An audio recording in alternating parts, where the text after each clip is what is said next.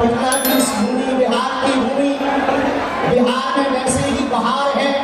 बिहार की जो भूमि, ज्ञान की भूमि, बिहार की यह वो भूमि जिसमें नीति की, बिहार की यह भूमि जहाँ किशोरी जी प्रकट हुई, बिहार की ये भूमि जहाँ हमारा भरोसा है कि यदि भारत हिंदू राष्ट्र होगा तो पहला राज्य बिहार होगा।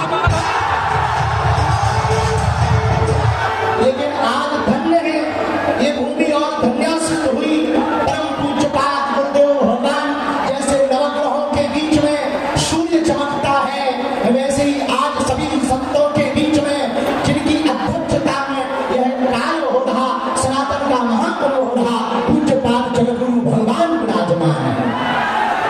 वह जगतगुरु भगवान जिन्होंने राम मंदिर के लिए अदालत में जाकर के जब साक्ष्य प्रस्तुत किए तो ऊ वालों की भी ठटनी बढ़ गई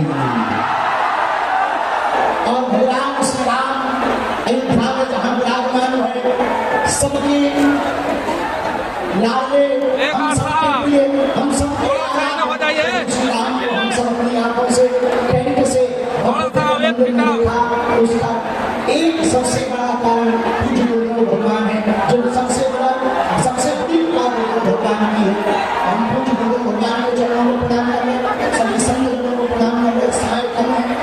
गुरु जी को भी जाना है कथा के लिए, हमको भी जाना है और हमारे मन में था हम एक बार पटना जरूर आए, दोबारा तो हम आ गए।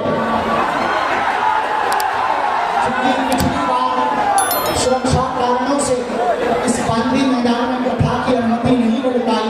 हनुमान जी की कृपा से आगामी समय में हम जल्दी ही यहीं पर कथा करेंगे। आज राम सेतु की भूमिका जो हमारे प्रिय श्री अश्विनी चौबे जी ने निभाई है, सभी संतों को बुलाकर सनातन का महाकुंभ किया। सनातन का मतलब है सबका, सनातन का मतलब है व्यापार नहीं परिवार, सनातन का मतलब है विवाह अनुबंध नहीं संबंध, सनातन का मतलब है शाश्वत, सनातन का मतलब है यही सत्य है, सनातन का मतलब है विश्व में शांति की आचार्य संहिता, सनातन का मतलब है हिंसा नहीं अहिंसा, सनातन का मतलब है पूरे विश्व का विश्व गुरु। हम सब सौभाग्यशाली है। पहला सौभाग्य तो भारत मनुष्य तन मिला, दूसरा सौभाग्य भारत जैसा वतन मिला और तीसरा सौभाग्य सनातन धर्म मिला।